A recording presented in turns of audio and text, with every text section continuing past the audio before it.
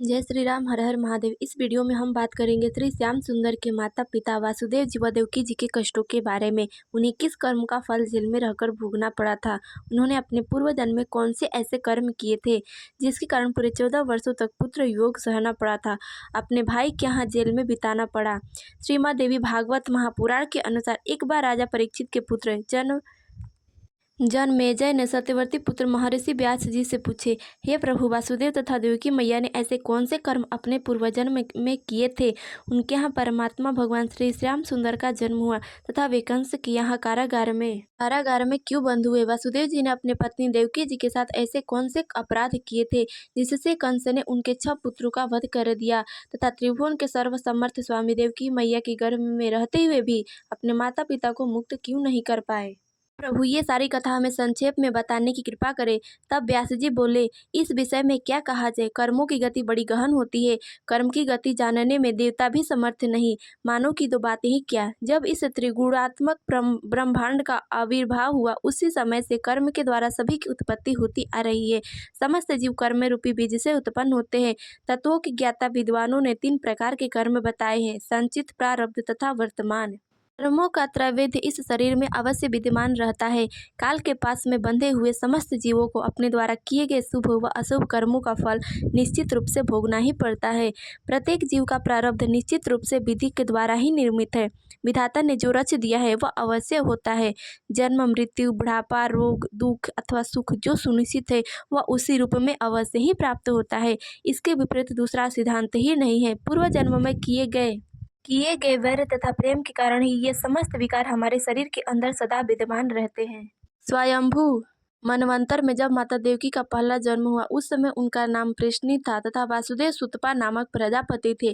दोनों ने संतान प्राप्ति के लिए सूखे पत्ते खाकर और हवा पीकर तथा धूप, शीत इत्यादि को सहते हुए 12,000 वर्षों तक तप किए। श्री हरि विष्णु जी उनकी कठिन तपस्या तथा प्रेममय भक्ति से प्रसन्न हो उनको साक्षात दर्शन दिए तथा वर मांगने को कहा। तब दोनों भगवान विष्णु से के जैसा ही पुत्र मांगा। तब भगवान विष्णु उन्हें तथास्तु कहकर अंतर्धान हो गए। वर देने के बाद भगवान ने अपने जैसा दूसरा कहीं नहीं देखा और किसी को कोई वस्तु देने की प्रतिज्ञा करके पूरी ना कर सके तो उसके समान तिगुना वस्तु देनी चाहिए। अतः ऐसा विचार कर भगवान ने स्वयं उन दोनों के पुत्र के रूप में 3 बार अवतार लेने का निर्णय किया। इसीलिए भगवान जब प्रथम अवतार लिए तो वे उस समय प्रश्नि गर्भ के नाम से जाने गए। दूसरे जन्म में माता प्रश्नि अदिति हुई तथा सुतप कश्यप ऋषि कहलाए। इस समय भगवान ने माता अदिति व पिता कश्यप के यहाँ वामन रूप में अवतार लिए। फिर द्वापर युग में अदिति व कश्यप का जन्म हुआ। इस समय माता अदिति देवकी व कश्यप वासुदेव जी हुए। इस जन्म में भगवान विष्णु जी ने देवकी व वासुदेव जी के यहाँ उनके पुत्र श्याम सुंदर के रूप में अवतार लिए। तो आइए जानते हैं कि माता देवकी व वासुदेव जी के कारावास में रहने के पीछे का कारण क्या है। वासुदेव जी पूर्व जन्म में ऋषि कश्यप के रूप में थे। एक बार महर्षि कश्यप यज्ञ कार्य के लिए वरुण देव की गौ ले आए। यज्ञ कार्य की समाप्ति के बाद वरुण देव को अपनी गौ वापस मांगने पर महर्षि कश्यप ने उनको गाय नहीं दी। इसीलिए वरुण देव ने ही महर्षि कश्यप को ये श्राप दिया था कि मनुष्य जन्म लेकर तुम गौ पालक हो जाओ और तुम्हारी पत्नी मानव योनि में जन्म लेकर अत्यधिक दुखी रहे। मेरी गाय के बछड़े अपनी माता से अलग होकर बहुत दुखी है, अतः तुम्हारी पत्नी को भी पृथ्वी लोक में मृत वत्सा होगी, मृत पुत्रों की प्राप्ति से दुखी होगी। साथ तुम दोनों को कारागार में रहना पड़ेगा तथा बहुत कष्ट भोगने पड़ेंगे। यही कारण था कि महर्षि कश्यप को अपनी दोनों पत्नियों अदिति और दिति के साथ द्वापर युग में वासुदेव और दोनों पत्नियां रोहिणी और देवकी के रूप में जन्म हुआ। तो चलिए अब हम जान लेते हैं देवकी माता के पूर्व जन्म के कर्मों के बारे में। सुदेव जी महर्षि कश्यप व देवकी माता अदिति तथा रोहिणी माता दिति के रूप में पूर्व जन्म में थी। उस समय विष्णु जी ने इंद्र का पक्ष लेकर दिति के दोनों पुत्रों हिरण्याक्ष और हिरण्यकशिपु को मार डाला था।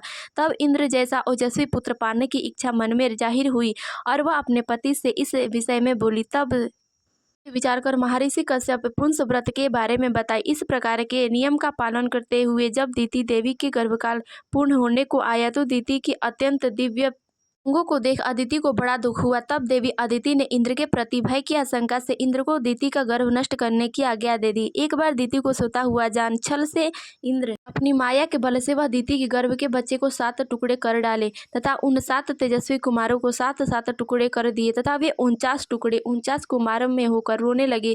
तब इंद्र को उन 49 कुमारों पर दया आ गई और उसने सोमयपाई देवता बना दिया। जब देवी अदिति को इस बारे में पता चला तो उन्होंने अदिति देवी को ये श्राप दे दिया कि जिस प्रकार तुमने मेरे गर्भ को नष्ट करने की कोशिश की हो उसी प्रकार तुम्हारे भी पुत्र नष्ट होते जाएंगे तथा तुम पुत्र वियोग से अत्यंत चिंतित होकर कारावास में रहोगी।